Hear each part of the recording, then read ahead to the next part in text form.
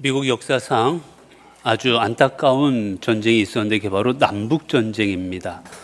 이 남북전쟁으로 말미암아 약 60만 명에 가까운 사람들이 목숨을 잃었고 남과 북이 대치하면서 수많은 고통을 당하게 됩니다. 이 전쟁으로 말미암아 나라가 피폐해졌던 1863년 미국의 대통령이었던 링컨은 미국 사람들에게 하나를 선포합니다. 뭐였냐면 우리가 추수감사절을 지킵시다. 추수감사절을 지킵시다라고 그들에게 선포합니다. 그 선포했던 메시지 중에 하나가 이거예요. 선고문이 이거였습니다. 우리는 전쟁 가운데 있지만 하나님께서는 여전히 우리에게 풍성한 수확과 많은 은혜를 베풀어 주셨습니다. 그러므로 모든 국민이 이제 감사의 날을 지켜야 될 것입니다. 여러분 사실 생각해 보세요. 지금 전쟁 중입니다. 전쟁이 끝난 게 아니었어요. 아직도 포성과 총성이 울립니다. 내 주변의 식구들이 죽어나가고 있습니다. 오늘 또 내일 또 어떻게 될지 모르는 상황입니다. 그런데 감사절을 지키자는 겁니다. 결국 감사는 여러분 환경이 좋아서 드리는 게 아닙니다. 우리는 일반적으로 감사한다 그러면 내 환경이 좋아서 드리는 줄 압니다. 그러나 여러분 진정한 감사는 하나님의 은혜 때문에 드리는 겁니다. 오늘은 맥주감사절입니다.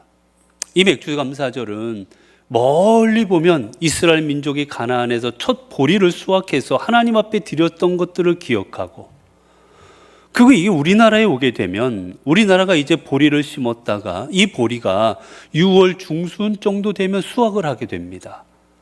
그럼 이제 이 보리를 수확해서 그 첫 열매를 하나님 앞에 드렸던 것에서 기이합니다. 결국은 이 맥주감사절은 어떤 의미냐?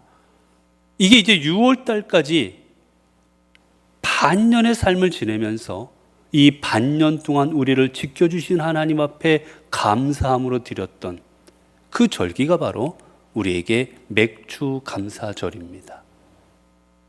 결국 맥주감사절은 감사의 절기입니다. 하나님 앞에 감사하는 절기예요. 가장 중요한 개념이 바로 감사한 겁니다. 그래서 오늘은 우리가 맥주감사절을 맞이해서 감사의 의미, 맥주감사절 안에 담겨 참 감사 의미가 무엇인지 몇 가지를 살펴보고자 합니다. 여러분 첫 번째 진정한 감사는 뭡니까? 진정한 감사는 기억하는 겁니다. 기억하는 것.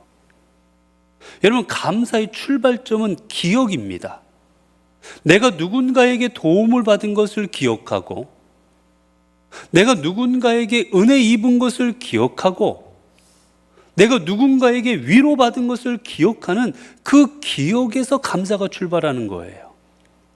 결국 그렇게 보면 기억하지는 못하는 사람은 감사하지 않습니다. 아무리 많은 도움을 받았어도 아무리 많은 은혜를 받았어도 아무리 많은 사람들의 그 손길을 입었어도 기억 못하는 사람은 하나도 감사하지 않는 겁니다. 이스라엘 백성들 여러분 그들이 광야에 있을 때 그들은 어떻게 했습니까? 먹을 것이 없었어요. 입을 것이 없습니다. 언제 어떻게 될지 모르는 상황이었습니다. 그러자 그들은 어떻게 합니까? 하나님을 의지합니다. 하나님, 먹을 게 없습니다. 하나님, 잘 곳이 없습니다. 하나님, 먹을 물이 없습니다. 하나님, 적들이 우리를 공격하려 합니다. 근데 막을 방법이 없습니다. 그들은 그때 어떡합니까? 하나님을 의지했어요. 왜 그랬습니까? 하나님밖에 의지할 대상이 없었기 때문이에요.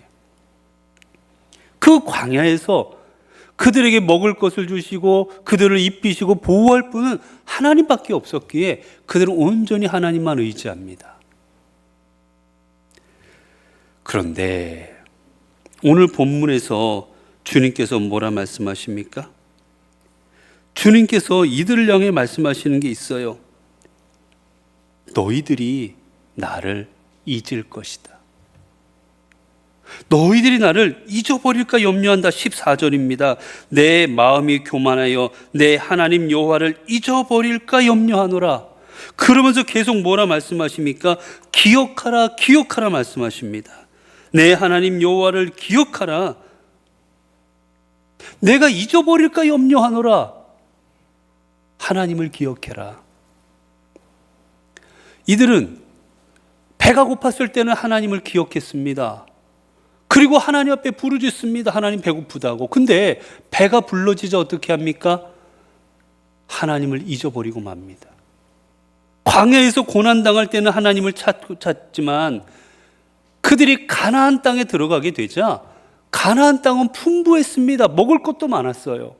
그러자 하나님을 잊어버리고 이전에 자신들을 이끌었던 그 하나님을 기억하지 않습니다. 자신들에게 주어진 풍요로움 때문에 결국 하나님께서는 이들에게 말씀하십니다. 너희의 풍요로움이 나를 잊게 하였도다. 너희들은 나를 기억하라. 성경에 보면 사울이라는 인물이 있습니다. 이 사울이 이스라엘의 왕이 되었고 이제 하나님의 은혜 가운데 블레셋과의 전쟁에서 승리하게 됩니다. 첫 번째 승리하고 있을 때는 하나님을 찬양합니다. 하나님 감사합니다. 그런데 한 번, 두 번 전쟁에서 계속해서 승리하게 되자 사울은 승리에 도취되어 버리고 맙니다. 결국 그는 나중에 어떡합니까? 그는 돌을 쌓아 놓는데 그 돌을 쌓아서 누구를 기념합니까? 이 전쟁을 승리한 자기 자신을 기념해 버립니다. 하나님이 승리하게 해줬다는 걸 망각하고 잊어버리는 거예요. 반면 믿음의 사람이었던 사무엘, 하나님의 역사하심을 얼마 블레셋과의 전쟁에 승리합니다. 그러자 그가 돌 무더기를 쌓습니다. 그리고 그것을 뭐라 부릅니까? 에벤에셀이라 짓습니다. 하나님이 여기까지 우리를 도우셨다. 왜 돌을 쌓았을까? 왜 돌로 기념비를 쌓았을까? 돌을 쌓아놓으면 돌은 오래 갑니다, 여러분. 금방 사라지지 않아요. 사람 후손들로 하여금 기억하라는 겁니다. 이 돌무더기를 누가 쌓았지? 아, 옛날 우리 조상들이 쌓았어. 왜? 블레셋과의 전쟁에서 이겼기 때문이야. 하나님께서 이기게 해주셨다고. 그 이야기를 자신들뿐만 아니라 대대손손 가르쳐 주기 위해서 하나님을 잊어버리지 말라고 그곳에 돌로 기념비를 쌓게 합니다. 누가복음 17장에 보면 예수님께서 사마리아와 갈릴리 사이를 지나가시다가 10명의 문둥병자를 만나시는 장면이 나옵니다. 이 나병 환자 문둥병자를 만나셨을 때 그들이 주님 앞에 부르짖습니다. 주여, 우리를 좀 고쳐주시옵소서. 우리를 불쌍히 여겨주시옵소서. 여러분, 병 중에 이 나병이라는 게 얼마나 고통스러운 병인지 몰라요. 살이 썩어 들어갑니다, 여러분. 약이 없어요. 이 시대는 약이 없었습니다. 온몸에 고름입니다. 그러자 어떡합니까? 사람들은 손가락질합니다. 저거는 하나님의 저주받은 병이라고. 그래서 마을에서 쫓겨나서 자신들끼리 살아가야 됐어요. 사람들을 만나면 나는 저주받은 사람이다, 저주받은 사람이다 소리쳐야 됐습니다. 가까이 오지 말라고. 사람 취급도 못 받았던 게 문둥병자들이었어요. 나병 환자들입니다. 그들이 주님 앞에 간절히 부르짖자 주님은 불쌍히 여기시고 그들을 고쳐주시고 제사장에 가서 보여주라고 하십니다. 10명이 갔습니다. 그런데 주님 앞에 들어와 주님께 감사하고 하나님 앞에 영광 돌린 사람은 단 한 사람뿐이었습니다. 그래서 주님이 안타까워하십니다. 9명은 어디 갔느냐? 내가 10명을 고쳐주었는데 9은 어디 갔느냐고 애타게 말씀하십니다. 주님 앞에 올 때는 다 간절한 마음이었지요. 그러나 낫고 나자 다 떠나가 버리는 겁니다. 내가 누구로 어떻게 나음을 입었는지 기억하지 않는 거예요. 여러분, 우리도 그렇지 않습니까? 급할 때는 하나님을 찾습니다. 기도합니다. 건강이 나빠지면 하나님 앞에 간절히 기도합니다. 자녀를 위해서 눈물로 기도합니다. 성공을 위해서 기도합니다. 그러나 막상 주어지고 나면 우리는 언제 그랬니 하는 듯 하나님을 찾지 않습니다. 여러분, 그렇기에 하나님 앞에 이 감사, 하나님께 드리는 감사의 가장 중심은 바로 하나님의 은혜를 기억하는 겁니다. 그리고 감사는 무엇입니까? 감사는 바로 하나님의 주권을 인정하는 겁니다. 여러분, 이스라엘을 여기까지 인도하시고 이스라엘을 먹이시고 마시게 하시고 지켜주신 분이 누구인지 본문은 분명하게 말씀하십니다. 본문은 이 모든 것을 행하신 분이 바로 하나님이시다라고 말씀하십니다. 여러분, 그렇습니다. 그들이 광야에 나왔을 때 그들은 가지고 온 게 아무것도 없었어요. 그들은 옷조차도 제대로 챙기지 못하고 이곳에 나왔습니다. 그러나 그들에게 옷이 헤어지지 않도록 해주시고, 그리고 배고플 때 먹을 것을 주시고 고기를 주시고 마실 물을 주시고 지켜주신 분은 다름 아닌 하나님이셨습니다. 그런데 여러분, 이들은 나중에 어떻게 생각합니까? 이게 나로 말미암았다고 생각합니다. 17절에 보면 그러나 내가 마음에 이르기를 내 능력과 내 손의 힘으로 내가 이 재물을 얻었다 말할 것이라. 하나님 말씀하세요. 너희가 나중 되면 내 힘으로 이걸 얻었다라고 말할 것이다 라고 말씀하십니다. 내가 내 능력으로 이렇게 이루었다라고 말할 거라는 거예요. 그 주님께서는 말씀하십니다. 내 하나님 여호와를 기억하라. 그가 내게 재물 얻을 능력을 주셨습니다. 하나님이 내게 주셨다라는 겁니다. 여러분, 우리가 오늘 가지고 있는 건강, 오늘 우리가 가지고 있는 내 삶의 모든 것들, 여러분 어떻게 주어졌다고 생각하십니까? 여러분이 열심히 운동을 하셨고, 여러분이 열심히 좋은 거를 먹었고, 그래서 이 자리에 있다고 생각하십니까? 여러분 한번 병원에 가보세요. 열심히 운동하고 좋은 거 많이 먹으신 분들, 병원에 누워있는 분들이 한둘이 아닙니다. 내가 공부했다고 좋은 성적 얻을 수 있는 것도 아닙니다, 여러분. 내가 노력했다고 성공하는 것도 아니에요. 하나님께서 인도하여 주심으로 말미암아 성공한 것이고, 하나님께서 지켜주심으로 말미암아 내가 건강한 거고, 하나님께서 이끌어 주셨기에 내 삶의 모든 것을 우리가 지금 누리고 있는 겁니다. 그렇게 여러분, 감사할 줄 아는 사람은 내가 누리는 모든 것들이 내가 아니라 하나님으로부터 말미암았음을 깨달은 사람입니다. 그래서 여러분, 사도 바울은 어떻게 고백합니까? 나의 나던 것은 하나님의 은혜로라. 우리의 모든 것을 하나님의 은혜임을 고백할 때 여러분이 어떻게 됩니까? 하나님의 그 역사하심으로 말미암아 내 삶에 더 많은 감사의 제목들이 생겨나지게 되어질 것입니다. 여러분, 우리가 하나님의 주권을 인정하고 내 삶의 주인 되심을 기억할 때 우리는 그 하나님 앞에 우리의 삶을 내어드리는 겁니다. 여러분, 그래서 감사의 또 내용이 무엇이냐? 진짜 감사는 하나님을 신뢰하는 겁니다. 하나님을 신뢰할 때 우리 하나님께 감사할 수 있는 거예요. 하나님이 내 삶을 이끌어 주시고 지금까지 이끌어 주신 하나님은 앞으로도 이끌어 주실 것을 신뢰할 때 감사할 수가 있는 겁니다. 18절에 보면 내 하나님을 기억하라. 그가 내게 재물 얻을 능력을 주셨음이라. 이렇게 하시면 내 조상들에게 맹세하신 언약을 오늘과 같이 이루려 하심이니라. 주님 말씀, 오늘 성경을 통해 말씀하십니다. 그가 내게 재물 얻을 능력을 주셨음이라. 하나님이 주신 건 재물이 아니라 재물 얻을 능력을 주셨다라는 겁니다. 하나님께서 능력을 주셔서 내가 재물을 얻었어요. 그리고 그 능력으로 말미암아 또 어떻게 할 겁니까? 앞으로도 재물을 얻을 것입니다. 그래서 이 말의 의미는 무엇이냐? 하나님께서 지금까지도 공급해 주셨고 그 하나님께서는 앞으로도 내 삶에 필요한 것들을 공급해 주실 것입니다 라는 고백인 겁니다. 이스라엘 민족으로 하여금 홍해를 건너게 하셨고, 이스라엘 민족으로 하여금 만나를 먹게 하신 하나님, 이스라엘 민족으로 하여금 메추라기를 먹게 하신 하나님, 그 하나님은 어떻게 하십니까? 홍해를 건너게 하신 하나님은 후에 요단강을 건너게 하십니다.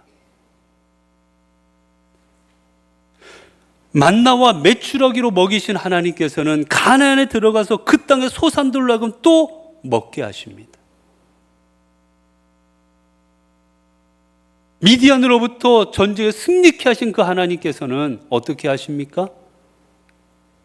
가나안 땅에 들어가 블레셋과 수많은 나라들과의 전쟁에서 또한 승리케 하십니다. 지금까지 인도하신 하나님은 우리의 삶을 앞으로도 인도하여 주시는 겁니다. 그리고 또한 말씀하시지요. 말씀하신 언약을 이루려 하심이라. 여러분, 하나님께서 언약을 누구와 맺으셨습니까? 언약은 아브라함과 맺었습니다. 수천 년 전이에요. 수천 년 전 아브라함과 언약을 맺었는데 그 언약을 지금 누구와 지키고 계십니까? 그 수천 년 후에 자손들에게 지켜주고 계십니다. 당사자 이미 죽었습니다, 여러분. 옛날에 사라져버렸어요. 그런데도 불구하고 수천 년이 지나갔지만 우리 같았으면 옛날 얘기를 하고 있느냐고 무시해버릴 거지만, 하나님은 수천 년이 지난 후에도 그 후손들을 통하여 그 언약을 이루어 주고 계십니다. 왜 그렇습니까? 사람은 사라질지어라도 하나님은 영원하시기 때문이고, 그 영원하신 하나님은 신실하시기 때문입니다. 여러분, 그 신실하심으로 말미암아 우리가 신앙을 갖는 겁니다. 우리를 구원하시겠다 약속하셨습니다. 우리에게 영생을 주시겠다 약속하셨습니다. 우리에게 부활을 주시겠다 약속하셨습니다. 그런데 주님이 그 약속을 지키지 않으면 다 수포로 돌아가잖아요. 그러나 주님께서는 그 약속을 지키시고자 십자가에 달려 돌아가셨고, 우리는 분명 주님이 그 약속을 지키실 것을 알기에 오늘 믿음의 자리에 서 있는 것입니다. 여러분, 그렇게 우리는 하나님을 신뢰하게 될 때, 나를 이끌어 주신 하나님이 지금도 이끌어 주실 것이고 앞으로도 이끌어 주실 것을 신뢰할 때 우리 삶에 감사할 수가 있는 겁니다. 비록 지금의 삶의 자리가 어렵고 힘들지라도, 내 형편이 말할 수 없는 형편일지라도 우리는 이 자리조차 감사할 수가 있는 거예요. 이런 바울과 실라가 어디에 갇힙니까? 빌립보 감옥에 갇힙니다. 그런데 빌립보 감옥에 갇힌 바울과 실라는 그 감옥에서 무엇을 합니까? 하나님을 찬양합니다. 여러분, 찬양이 감사한다는 뜻이에요. 하나님 앞에 감사함으로 찬양을 불러댑니다. 왜 그랬습니까? 신실하신 하나님께서 분명 이 자리를 통하여 이루실 하나님의 역사하심이 있을 것이라고 그들은 하나님의 신실하심을 믿었기 때문이었습니다. 그렇기에 매를 맞았어도 내일 아침 어떻게 될지를 몰라도 그 순간 감사할 수 있었던 겁니다. 우리가 잘 아는 413장이 있습니다. 여러분, 413장, 이 가사, 내 평생에 가는 길이라는 찬양입니다. 이 찬양 1절이 이렇게 되지요. 내 평생에 가는 길 순탄하여 늘 잔잔한 강 같든지 큰 풍파로 무섭고 어렵든지 나의 영혼은 늘 편하다. 내 영혼 평안해. 내 영혼 평안해. 여러분, 이 시를 지은 사람은 누구냐? 스태포드라는 사람입니다. 이 사람은 변호사이자 그리고 사업가이자 독실한 크리스천이었습니다. 그는 정말 사업을 열심히 일구던 믿음 좋은 사람이었어요. 그가 승승장구하고 있던 도중 그는 어려운 일을 당하기 시작합니다.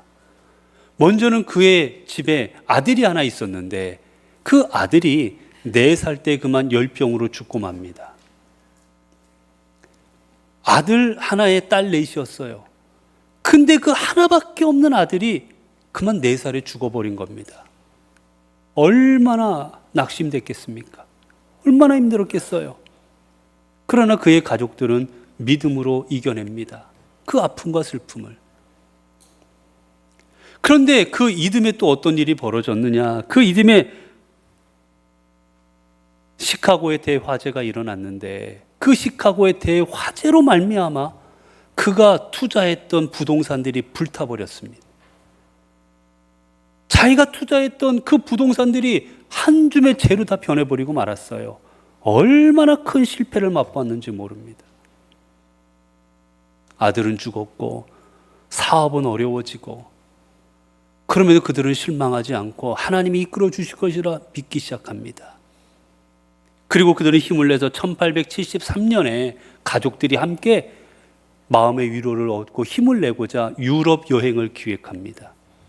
그래서 가족들이, 아내와 그리고 부부가 그리고 딸 4명이 저 유럽으로, 영국 쪽으로 유럽으로 해서 여행을 떠나고자 해서 배를 타요. 그런데 그만 이 스태포드가 갑자기 사업에 문제가 생겨서 긴급하게 처리할 일이 생깁니다. 그래서 자신은 떠나지 못하고 가족들을 먼저 배에 태워 보냅니다. 그런데 그만 이 배가 대서양을 지나다가 다른 배와 상선과 충돌해 버리고 말아요. 나중에 이 스태포드에게 전보 한 장이 옵니다. 전보의 내용이 이었어요. 아내가 보낸 겁니다. 나 혼자 살아남았습니다. 딸 4명이 바다에 빠져 죽은 거예요.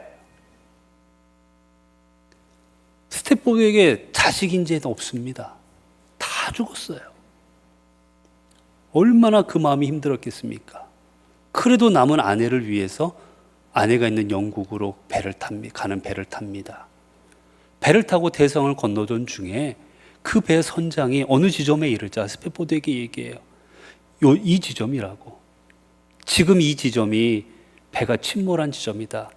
당신의 4딸이 잠들어 있는 곳이 이 바다라고. 그래서 스태포드가 그 물결치는 그 바다를 바라보면서 시를 짓습니다. 그 내용이 413장입니다. 내 평생에 가는 길 순탄하여 늘 잔잔한 강 같든지 큰 풍파로 무섭고 어렵든지 나의 영혼은 늘 편하다. 내 영혼 평안해. 내 영혼 평안해. 여러분, 자식을 4명이나 잃은 아버지가 어떻게 그 자녀들이 준 바다 앞에서 내 영혼 평안해, 내 영혼 평안해라고 외칠 수가 있었겠습니까? 어떻게 그런 시를 지을 수가 있었겠어요? 이유는 하나입니다. 비록 삶의 지경은 너무나도 고통스럽고 어려웠지만 그는 하나님의 섭리하심을 믿었기 때문이었습니다. 하나님은 여전히 선하시고 그 하나님께서는 분명 우리 남은 가족들을 이끌어 주실 것이라는 그 믿음, 하나님에 대한 신뢰가 있었기 때문에 그는 내 영혼 평안하다라고 노래할 수가 있었던 겁니다. 사랑하는 성도 여러분, 우리는 이제 지난 6개월을 돌아보기를 원합니다. 여러분, 2026년 지금까지 살아온 세월 한번 돌아보시기 바랍니다. 때로는 지치고, 때로는 힘들고, 때로는 어려운 일들이 있었지만 우리는 그 모든 일들을 이겨내고 이 자리에 있습니다. 우리가 힘들고 어려웠던 순간을 이겨낼 수 있었던 이유가 무엇이겠습니까? 그 순간마다 하나님이 함께 하셨고, 그 순간마다 하나님이 우리를 인도하여 주셨고 우리를 지켜주셨기 때문이었습니다. 이제 맥주감사절을 맞이하며 우리도 이 모든 것을 하나님이 베푸셨음을 기억하고 인정하고, 또한 앞으로도 내 삶을 하나님께서 이끌어 주실 것을 신뢰할 수 있기를 바랍니다. 지금까지 인도하신 그 하나님을 우리가 신뢰하며 나아갈 때, 그래서 그 하나님 앞에 감사를 드릴 때 하나님께서는 우리의 남은 6개월도 함께 하시고 우리의 삶을 지키시고 보호하시고 인도하여 주실 것입니다. 기도하겠습니다. 은혜로우신 하나님, 오늘 또 저희들이 어떻게 지금까지 살아왔는지, 어떻게 살아올 수 있었는지 깨닫게 하여 주시니 감사합니다. 우리는 내가 노력했고, 내가 능력이 있어서, 내가 힘이 있어서 지금까지 살아온 줄로 생각하지만 돌아보면 모든 것이 하나님의 은혜였습니다. 하나님의 지켜주심이었고, 하나님의 인도하심이었고, 하나님의 채워주심이었습니다. 이제 이 은혜를 기억하고 또한 앞으로도 인도하실 주님을 신뢰함으로 우리 삶에 주님에 대한 감사가 늘 넘쳐나게 하옵소서. 주신 것에 대한 감사로 말미암아 더 많은 감사의 제목들로 감사를 올려드리는 그런 삶이 되게 하옵소서. 우리 주 예수 그리스도의 이름으로 기도드리옵나이다. 아멘.